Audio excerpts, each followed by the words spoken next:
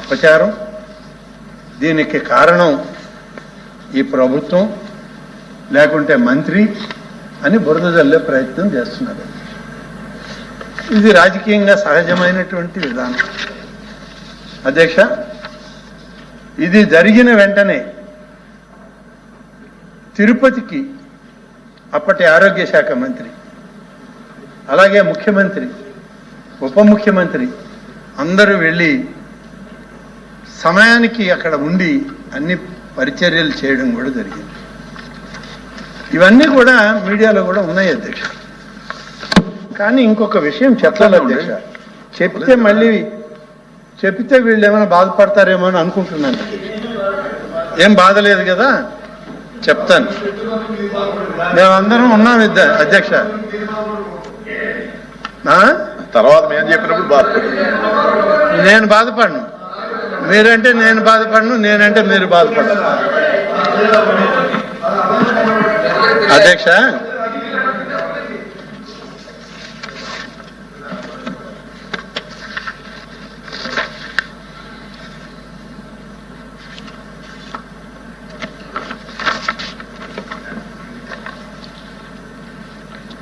తిరుపతి సంఘటన జరిగినప్పుడు ఆ రోజు ఏం జరిగిందో కూడా ఒకసారి మనం తెలుసుకోవాలి అధ్యక్ష. ఒకవైపు మంత్రివర్గ సభ్యులందరూ ఉన్నారు. ఆ రోజు తమరు కూడా వైకుంఠ ఏకాదశికి అక్కడికి వచ్చి ఉన్నారు. తర్వాత సెంట్రల్ మినిస్టర్స్ వచ్చి ఉన్నారు. అందరి సమక్షంలో ఆలోచన చేయడం, పెట్టడం, అందరి విషయాలు కూడా అక్కడ చూడడం కూడా జరిగింది అధ్యక్ష. అక్కడ మరి సభలో లేరు ఆ పార్టీకి ప్రతిపక్ష నాయకులు, వారు కూడా వచ్చారు అధ్యక్ష. రాలేదని నేను అన్నాను. ఏ విధంగా వచ్చారు అధ్యక్ష? చనిపోయిన శవాలు అక్కడ ఉన్నాయి, క్షతగాత్రులైన వాళ్ళు ఉన్నారు. వాళ్ళు మాకు దైవ దర్శనం ఇప్పించండి, మేము వెళ్ళి చూసి వెళ్ళిపోతామని కొంతమంది ఉంటే వాళ్ళని పంపిస్తూ ఉన్నాం అధ్యక్ష.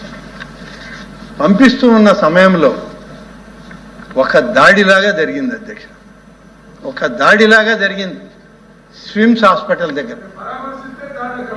పరామర్శించడానికి అధ్యక్ష, ఏది పరామర్శిస్తారు అధ్యక్ష? ఏ విధంగా అధ్యక్ష పరామర్శించేది? ఆ రోజు ఉదయం నుంచి సాయంత్రం వరకు కేంద్ర మంత్రులు పరామర్శించారు, ముఖ్యమంత్రి గారు పరామర్శించారు, ఉప ముఖ్యమంత్రి గారు పరామర్శించారు. ఇప్పుడు ప్రతిపక్ష నాయకులు ఏ రకమైన పరామర్శ అధ్యక్ష? జై జగన్, జై జగన్ అనే నినాదాలతో హాస్పిటల్ని దాడి చేశారు అధ్యక్ష. ఇదే అధ్యక్ష పరామర్శ? సిగ్గుపడాలి అధ్యక్ష. పరామర్శ అనే పదం వాడడానికి అర్హత ఉందా అని అడుగుతున్నాను. నేను కూడా ఆ సమక్షంలో ఉన్నాం అధ్యక్ష. అయ్యా బాబు, మీరు అడిగిన దానికే సమాధానం చెప్తున్నా, వినండి. మీకు ఓపిక లేకపోతే ఏం చేస్తాం? మీకు ఓపిక లేకపోతే మేమేం చేస్తాం? ఓపికగా వినండి, విన్న తర్వాత చెప్పండి. తిరుపతి స్విమ్స్ హాస్పిటల్కి అధ్యక్ష, స్విమ్స్ హాస్పిటల్ మీదకి, బర్డ్స్ హాస్పిటల్ మీదకి దౌర్జన్యంగా దాడి చేసే విధంగా జై జగన్ అనే నినాదాలతో ఉప ముఖ్యమంత్రి గారు కాన్వాయ్ పోతుంది, 5 నిమిషాలు ఆగండి అని చెప్తే పోలీస్ అధికారుల్ని మెడబెట్టి నెట్టి వాళ్ళ జనంతో హాస్పిటల్ ధ్వంసం చేశారు అధ్యక్ష. ఎవరికి చెప్పాలి అధ్యక్ష? ఇదే అధ్యక్ష పరామర్శ? ఉప ముఖ్యమంత్రిని గౌరవించరు, ముఖ్యమంత్రిని గౌరవించరు, రాష్ట్రంలో కేంద్ర మంత్రులను గౌరవించరు. ఏం పరామర్శ అధ్యక్ష ఈ పరామర్శ? ఇదే పరామర్శ? ఈ పరామర్శ పేరుతో దాడి చేసి, దౌర్జన్యం చేసి, హాస్పిటల్ ధ్వంసం చేసి, డాక్టర్లు మెడబట్టుకుని నెట్టి మర్యాద అధ్యక్ష? ప్లీజ్ ఇవాళ చెప్పాలి అధ్యక్ష.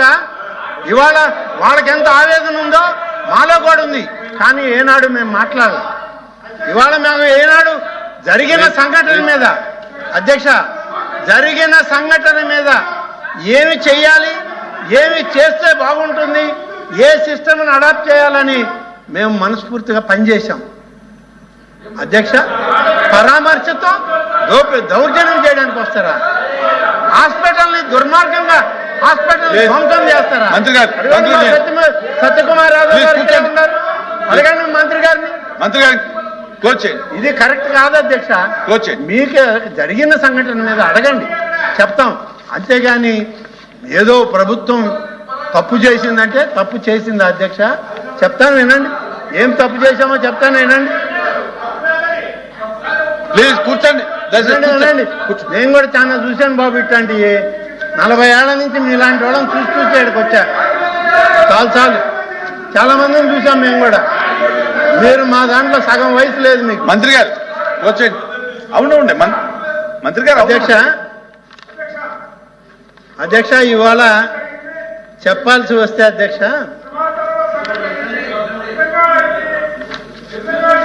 ప్లీజ్ కూర్చోండి. మంత్రి గారు కూర్చోండి, దయచేసి కూర్చోండి.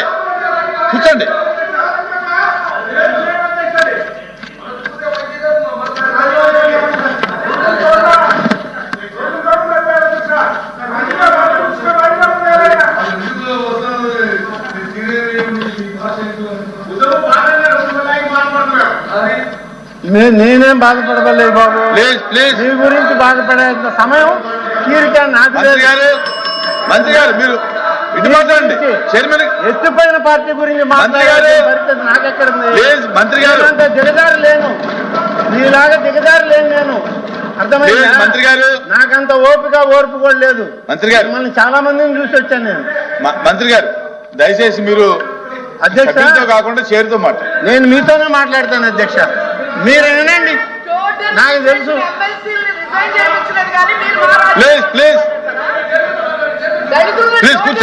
ప్లీజ్ కూర్చోండి. అరుణ్ కూర్చోండి. మంత్రి గారు.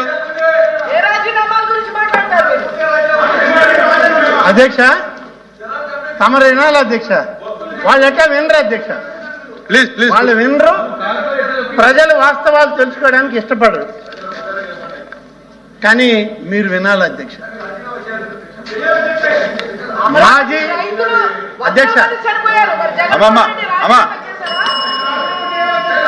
కూర్చోండి. అధ్యక్ష తిరుపతిలో కూర్చోండి.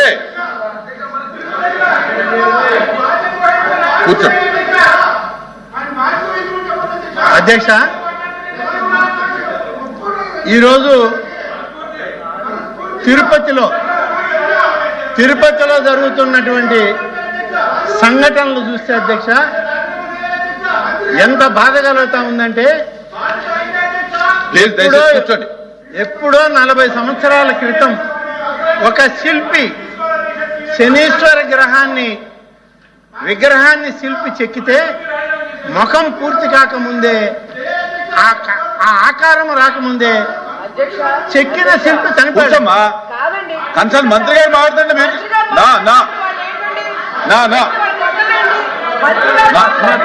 మీరు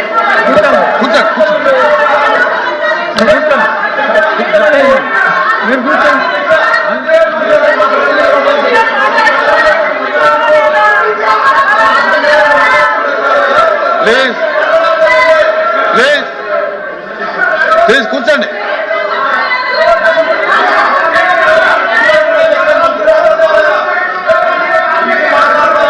మెంబర్స్ అంతా కూర్చోండి. మంత్రి గారు మాట్లాడతారు. మెంబర్స్ కూర్చోండి ప్లీజ్.